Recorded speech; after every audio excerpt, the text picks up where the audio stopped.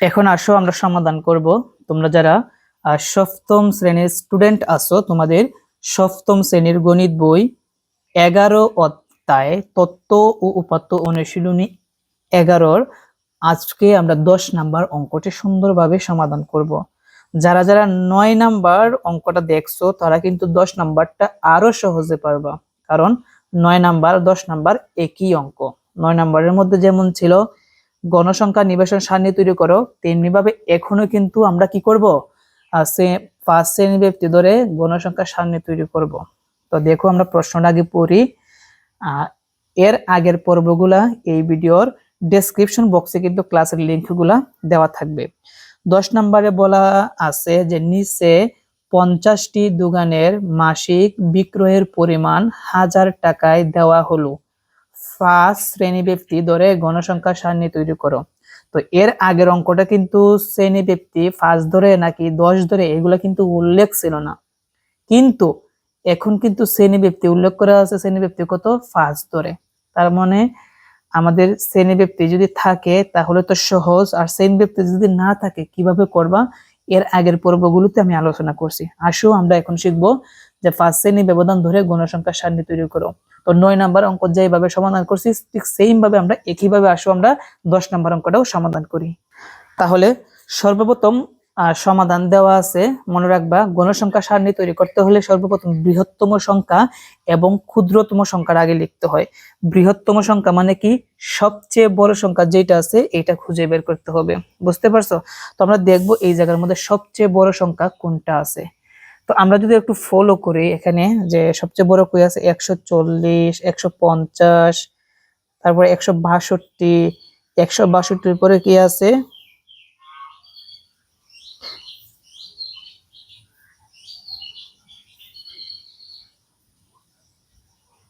178 আছে। তার মানে এখানে সবচেয়ে বড় হচ্ছে 178। তাহলে আমরা লিখব বৃহত্তম সংখ্যা হচ্ছে কত 178। আমি একটু কি লক করে নেই, তোমরা একটু ব্রাইটনেসটা একটু বাড়াইয়া তারপর ক্লাসটা দেখবা, তাহলে একটু ভালোভাবে দেখতে পারবা, কারণ তা না হলে কিন্তু অন্ধকার লাগবে, কারণ আমি ফোকাস লক করে দিয়েছি। তো বৃহত্তম সংখ্যা আমরা কত পেয়েছি 178। তাহলে আমরা লিখবো 178। বৃহত্তম সংখ্যাটা লেখা শেষ। এখন আসো আমরা লিখবো ক্ষুদ্রতম সংখ্যা মানে সবচেয়ে ছোট। তো এই জায়গার মধ্যে কিন্তু সবচেয়ে ছোট হচ্ছে কত 130, এর চাইতে ছোট সংখ্যা নাই। তাহলে আমরা লিখবো 130। প্রিয় শিক্ষার্থীরা, আমরা কিন্তু বৃহত্তম সংখ্যাটা আর ক্ষুদ্রতম সংখ্যাটা সুন্দরভাবে লিখে নিছি। ওকে, তো আমরা কিন্তু 9 নাম্বার অঙ্কের মধ্যে আলোচনা করছিলাম, তোমাদেরকে কি মনে আছে 9 নাম্বার অঙ্কে আলোচনা করছিলাম যে আমাদের কয়টা শ্রেণী সংখ্যা কয়টা হবে এটা বের করার জন্য আমাকে আগে কি বের করতে হবে, পরিসর বের করতে হবে। সেজন্য আমরা পরিসরের সূত্রটা লিখে নিব। পরিসরের সূত্রটা হচ্ছে বৃহত্তম সংখ্যা বিয়োগ ক্ষুদ্রতম সংখ্যা যোগ কত 1 হবে। এখন আসো আমরা মানটা বসাই। বৃহত্তম সংখ্যা কত 178 বিয়োগ তারপর কি ক্ষুদ্রতম সংখ্যা কত 130 এবং যোগ কত আছে 1, তাহলে দিব যোগ 1। এখন 178 থেকে আমাদের 130 কি করতে হবে, বিয়োগ করতে হবে। যদি আমরা বিয়োগ করি তাহলে আমরা পাবো হচ্ছে 48। কত পাবো 48, আর যোগ কত আছে 1। 48 এর সাথে যদি আমরা 1 যোগ করি তাহলে আমরা কত পাবো 49 পাবো, তাই না? তাহলে আমাদের কিন্তু পরিসর কিন্তু তৈরি করা শেষ। ওকে, তো পরিসর তৈরি করা শেষ হওয়ার পরে আমাদের বের করতে হবে শ্রেণী সংখ্যা। আর শ্রেণী সংখ্যার সূত্রটা হচ্ছে, শ্রেণী সংখ্যার সূত্র হচ্ছে পরিসর ভাগ শ্রেণী ব্যক্তি। এখন এই যে সূত্রটা আছে এটার মধ্যে উপরে কি লেখা, পরিসর। তার মানে শ্রেণী সংখ্যা বের করতে হলে আমাকে অবশ্যই পরিসর লাগবে। এই জন্যই কিন্তু আমরা আগে থেকেই পরিসরটা বের করছি। কত আসলো 49। এখন সমান দিব, আমরা পরিসর 49টা এখানে লিখবো। আর শ্রেণী ব্যক্তি সবসময় প্রশ্নের মধ্যে উল্লেখ থাকবে। তো শ্রেণী ব্যক্তি কত ফার্স্ট, সেই জন্য আমরা এই জায়গার মধ্যে কত লিখবো, ফার্স্ট লিখবো। যদি 10 থাকে তাহলে আমরা কি লিখবো 10 লিখবো। তোমরা কি বুঝতে পারছো? ওকে, অনেক সময় কিন্তু শ্রেণীবৃত্তি উল্লেখ থাকে না, 9 নাম্বার অঙ্কের মধ্যে আমি সুন্দরভাবে সেটা ব্যাখ্যা করছি, তোমরা দেখে নিবা। তো 49 কে যদি আমরা কত দ্বারা ভাগ করি, 5 দ্বারা ভাগ করি, তাহলে আমরা পাবো হচ্ছে 9.8। কত পাবো? 9.8। তো এর আগের ক্লাসে আমি বলছিলাম যদি দশমিকের পরে যদি অঙ্ক বের হয় তাহলে আমাদের ভাগফলের সাথে 1 যোগ করতে হবে, মানে আমাদের প্রায় সমান লিখতে হবে, এটাকে বলা হয় প্রায় সমান। কি বললাম? দশমিকের পর অঙ্ক আছে না? অবশ্যই আছে। কত আছে? 8।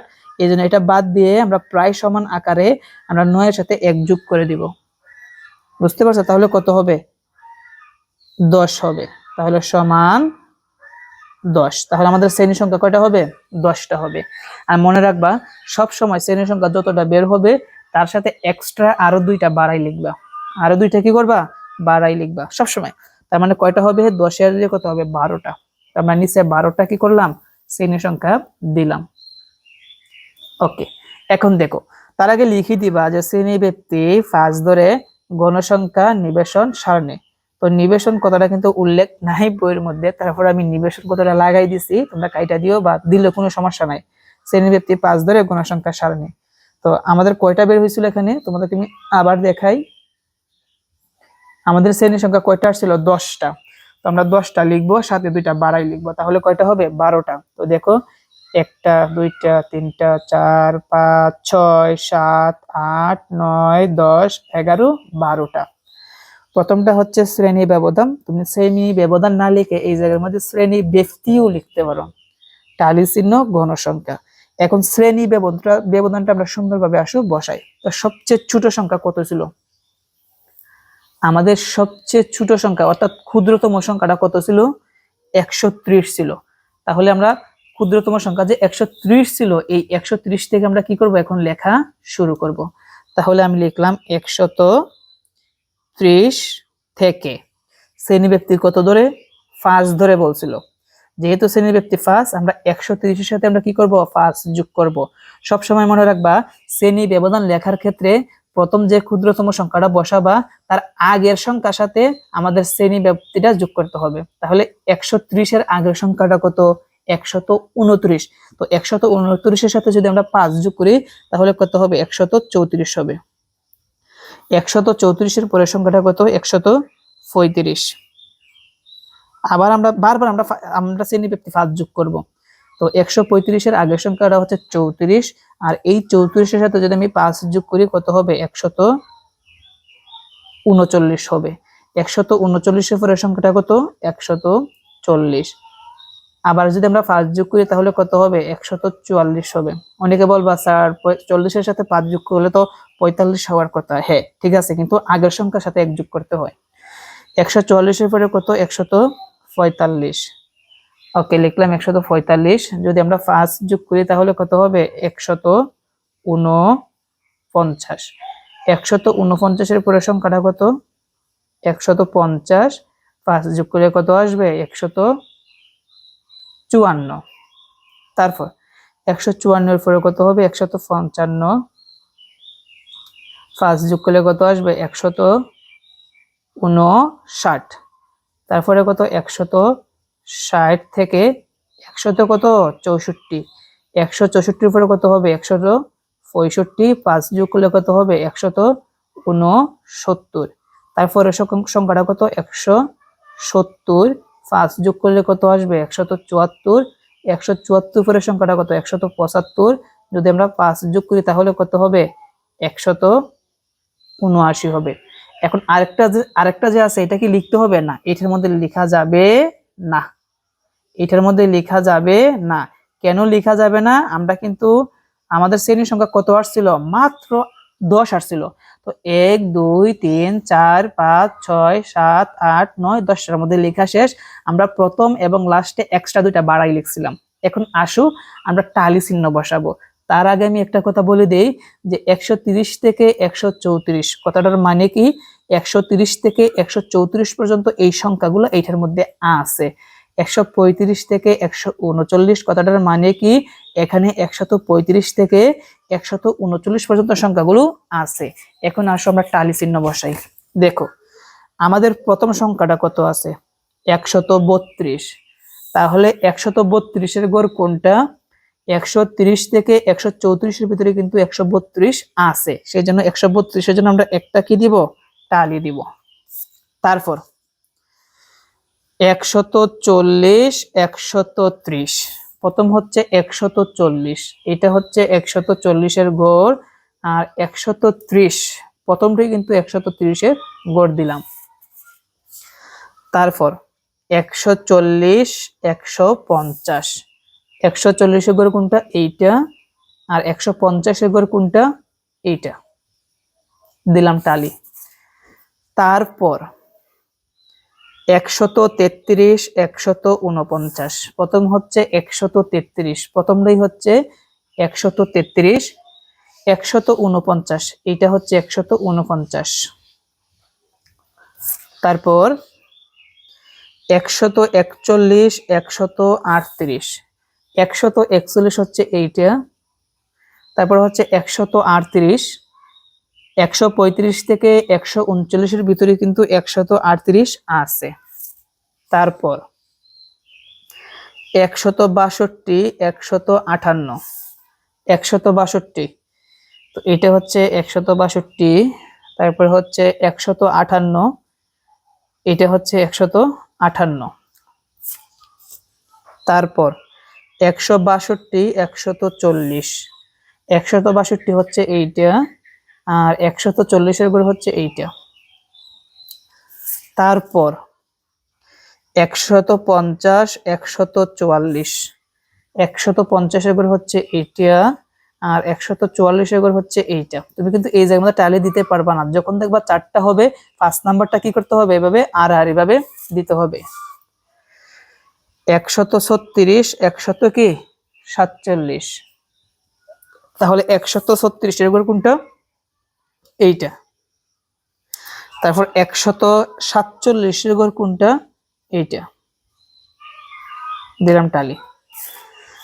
তারপরে 146 150, 146-এর গড় হচ্ছে এইটা, আর 150-এর গড় হচ্ছে এইটা। তার পরবর্তী সংখ্যাটা হচ্ছে 143 148, 143-এর গড় হচ্ছে এইটা। লক্ষ্য রাখবা 5টা আছে না, এখন পরেরটা দিবা একটু দূর দিবা। ওকে, 100 কত দিছি 43, এখন হচ্ছে 148-এর জন্য 148 হচ্ছে এইটা। তারপর 150 160, 150 হচ্ছে এইটা, আর 160 হচ্ছে এইটা। 140 146, 140 কোনটা, 140, এইটা হচ্ছে 140 দিলাম, আর 146, এটা হচ্ছে 146, 5 নাম্বারটা আর এইভাবে দিতে হবে। তারপর 159 143, তো 159-এর গড় কোনটা, এইটা, 143-এর গড় কোনটা, এইটা। তারপর 145 152, 145 হচ্ছে এইটা, একটু দূর দিব, আর 152 হচ্ছে এইটা, 5 নাম্বারটা আর এইভাবে দিতে হবে। 157 159, 157 হচ্ছে এইটা, আর 159-এর গড় কোনটা, এইটা।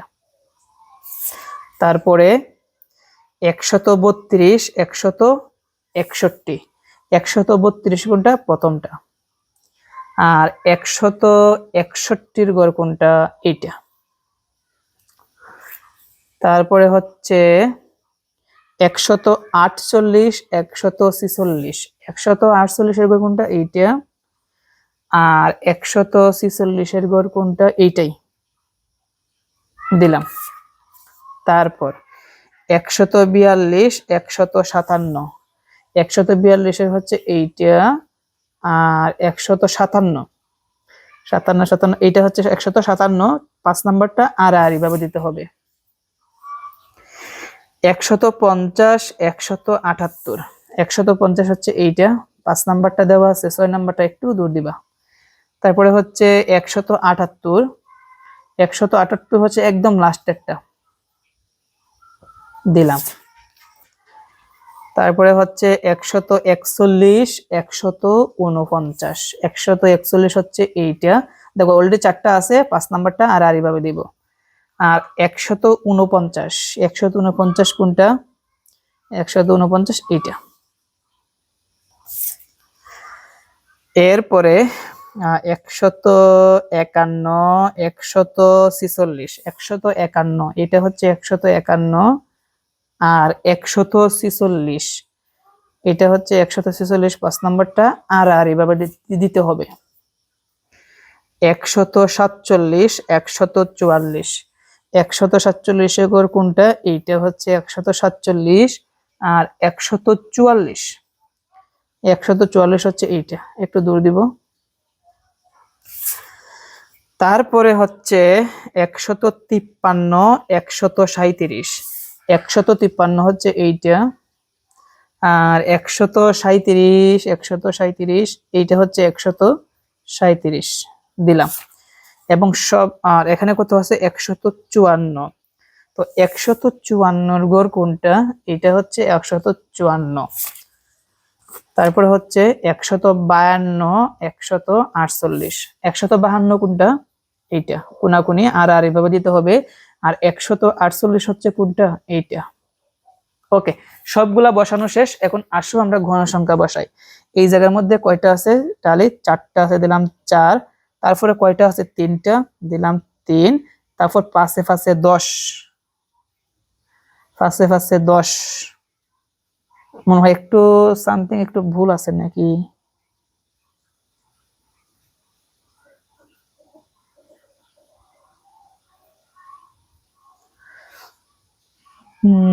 দেখি,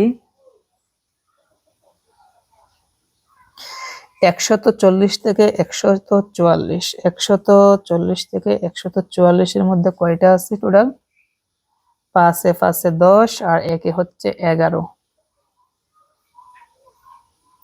5 5 10, আর হচ্ছে 11, ঠিক আছে। তারপরে 5 5 10, আর 2 হচ্ছে 12, দিলাম।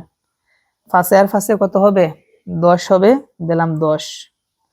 আর এই জায়গার মধ্যে কয়টা আছে, 5টা, দিলাম 5টা। তারপর কয়টা আছে, 4টা। তারপরে দেখো 2টার মধ্যে নাই, তার মানে কি 0 0। তারপরে কয়টা আছে, 1টা, তাহলে লিখলাম 1। এখন সবগুলো আমরা মোট করব। মোট সবগুলাকে যদি আমরা যোগ করি তাহলে আমরা কত পাবো, 50 পাবো। তো লিখলাম 50, এটাই হচ্ছে আমাদের উত্তর। এখন দেখো কতজন শিক্ষার্থী, কতজন দোকানদারের ছিল, 50টি দোকানদারের ছিল, সেজন্য আমাদের কিন্তু লাস্টে গণসংখ্যা 50 আর্টসে মিলে গেছে। এটাই হচ্ছে আমাদের সঠিক অ্যান্সার। তো এটাই হচ্ছে আমাদের শ্রেণীব্যাপ্তি 5 ধরে গণসংখ্যা সারণী। আশা করি তোমরা আজকের এই ক্লাসের মাধ্যমে তোমরা এই অঙ্কের সমাধানটি তোমরা ভালোভাবে বুঝতে পেরেছো। আমরা এর আগের পর্বেও কিন্তু তোমাদের 9 নাম্বার অঙ্কটা সেম অঙ্ক ছিল, আমরা সমাধান করছি। তো আজকে এই পর্যন্তই, আমরা নেক্সট পর্বে বাকি অঙ্ক সমাধান করব।